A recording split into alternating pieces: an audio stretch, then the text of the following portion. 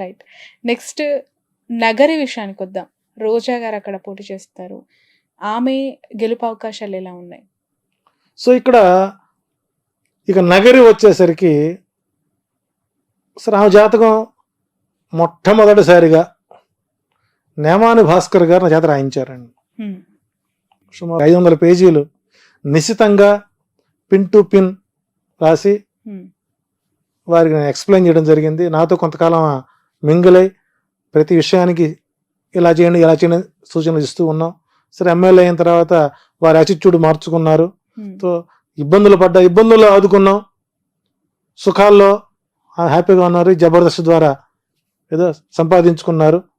కానీ నియోజకవర్గానికి దూరంగా ఉంటారు. నియోజకవర్గంలో నాకు అసమ్మతి గళం పెరుగుతుంది. చిత్తూరు జిల్లా ప్రధాన నాయకులతో ఈమెకి కొద్దిగా ఇబ్బందికరంగా ఉంటాం. రెండోది ఓవర్ కాన్ఫిడెన్స్. దైవ బలం కూడా ఓవర్ కాన్ఫిడెన్స్ ముందు పనిచేయదు. సో ఈసారి నగరిలో ఆమె ఓటమికే గ్రహస్థితులు బలంగా ఉంటాయి. సో ఈసారి అక్కడ కొద్దిగా ఆమెకు ఎదురుగాలి వీచే అవకాశాలు ఉన్నాయి. ఏదన్నా చేసిన పూజలు పునస్కారాలు ఏదన్నా ఫలిస్తే అప్పట్లాగానే 1200 ఓట్లతోనో 2000 ఓట్లతోనో గెలిచే అవకాశం ఉంటుంది. ఇంత చరిష్మాలో కూడా ఆమె గెలవకపోతే ఇంకా ఆమె దురదృష్టంగా మనం లేనొచ్చు. నా అంచనా ప్రకారం నగరిలో రోజా ఓటమి ఖాయమైంది.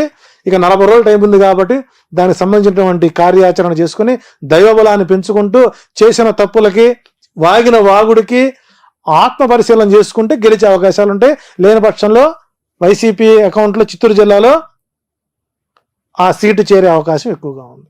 రైట్. మరొకరు లోకేష్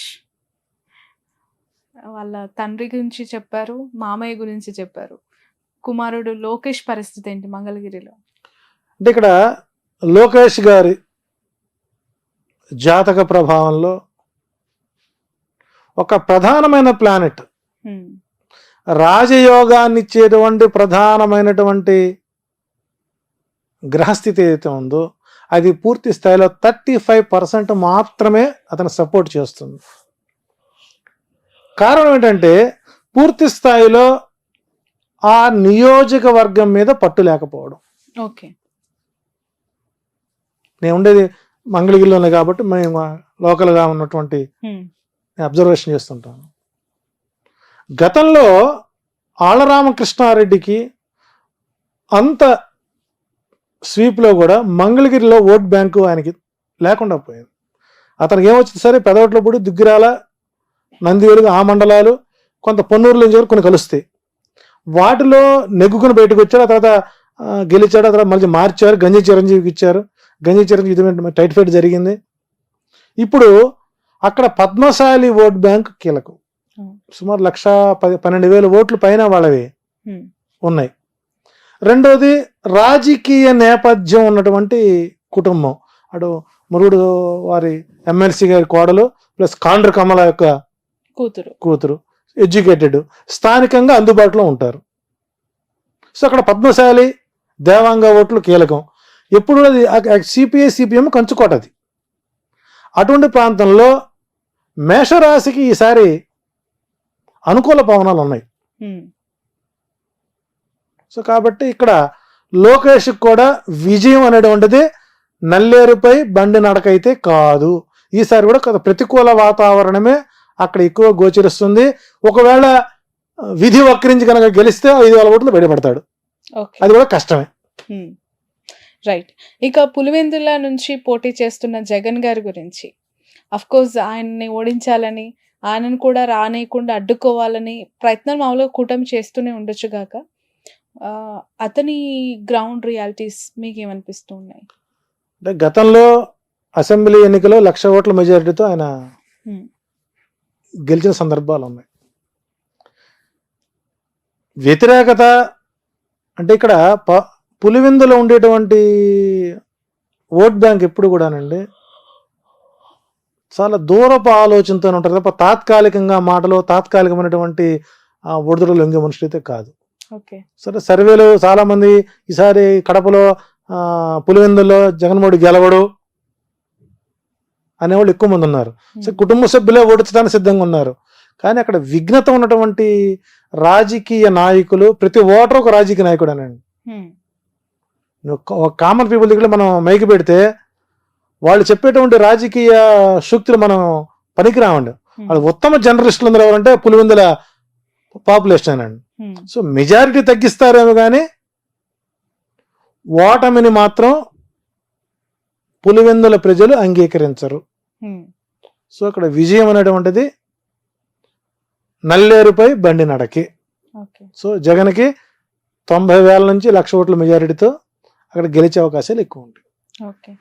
అదే కడప పార్లమెంట్ నుంచి షర్మిల ఎంపీగా పోటీ చేస్తానని చెప్పి ప్రకటించారు. డిపాజిట్ వస్తే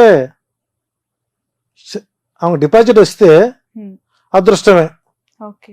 ఒకటి గుర్తుపెట్టుకోండి, రాజశేఖర్ రెడ్డి గారి కుటుంబానికి ఉన్నటువంటి పరువు ప్రతిష్టల్ని వైఎస్ షర్మిల ఏంటండి, దశరథ మహారాజు కూటమికి వెళ్ళినటువంటి వశిష్ఠుడు సీతాదేవిని పిలిచి అమ్మా నీ భర్త ఎవరు అని అడిగాట. ఎవరు అని అడిగితే ఆమె ఏం చెప్పుంటుందండి, రావణుడు అమ్మగుడని చెప్పుకుందా? చెప్పలేదు. అయితే మా అయ్య జనక మహారాజు అని చెప్పుకుందా? లేదు. నేను దశరథ మహారాజు గారి కోడలండి అని చెప్పింది. దశరథ మహారాజు కోడలు అంటే నీకు పెళ్ళైనా నీవు నీ ఇంటి పేరు మార్చుకోకుండా నీ పుట్టింటి పేరునే పెట్టుకొని కట్టుకున్న మొగుడు యొక్క కుటుంబం యొక్క పేరు ప్రతిష్టలకి భంగం కలిగించే విధంగా నీవు వైఎస్ పేరు ఇంకా నువ్వు వాడుకుంటున్నావంటే ప్రజలేమి అక్కడ పిచ్చోళ్ళేం కాదండి. నిజంగా ఎప్పుడైతే ఈ కాంగ్రెస్ పార్టీలో చేరిందో ఆ రోజే నిజంగా రాజశేఖర రెడ్డి మరణించిన రోజండి మనకు. కాబట్టి అక్కడ ప్రజలు షర్మిలను రాజశేఖర రెడ్డి కూతురుగా మరిచిపోయారు. ఆమె ఒక డిపాజిట్ వస్తే ప్రజలు ఆమెను సమర్థిస్తారు. ఆమె డిపాజిట్ కూడా రాదండి అక్కడ. ఇప్పుడు జగన్మోహన్ రెడ్డి గారి ప్రభుత్వం అనుకూలంగా ఉంది రావటానికి 109 నుంచి 107 నుంచి 118 సీట్ల వరకు వస్తుంది. అది ఏ రకంగా ప్రిడిక్ట్ చేశారు? జగన్మోహన్ రెడ్డి జాతకం చూసా, లేదంటే ఆయన పుట్టిన birth year and date of birth తోనా, లేదంటే ఈ కూటమిలో ఉన్న ఈ కలిసిన ముగ్గురు లీడర్ల జాతకం బట్ట? ఇక్కడ 175 స్థానాలు, ఏ స్థానానికి ఆ స్థాన బలం. ఉదాహరణకి నెల్లూరు పార్లమెంట్ ఉంది. 1952లో ఎస్టాబ్లిష్ అయినటువంటి నెల్లూరు పార్లమెంట్ ఎంపీ సీట్. ఆ రోజు ఉన్నటువంటి ప్లానెటరీ పొజిషన్ ఏంటి? యాజ్ పర్ యాజ్ మేధిని జ్యోతిష్యం ప్రకారం ఒక రాజకీయ ప్రొడక్షన్ చేయాలి అని అంటే ఆ ప్రాంతం ఎప్పుడు ఎస్టాబ్లిష్ అయింది, ఆనాటి గ్రహస్థితులేంటి, ఆనాటికి ఇప్పుడున్నటువంటి రాజకీయ నాయకుల యొక్క గ్రహస్థితులేంటి, పార్టీ ఆవిర్భావం ఏంటి, వ్యక్తిగత జాతకం ఎంతవరకు దోహదపడుతున్నటువంటి నిర్ణయాలు తీసుకున్నట్లయితే 2019లో 151 సీట్లకి ఆ భూమండలం ఆయనకు యోగించింది.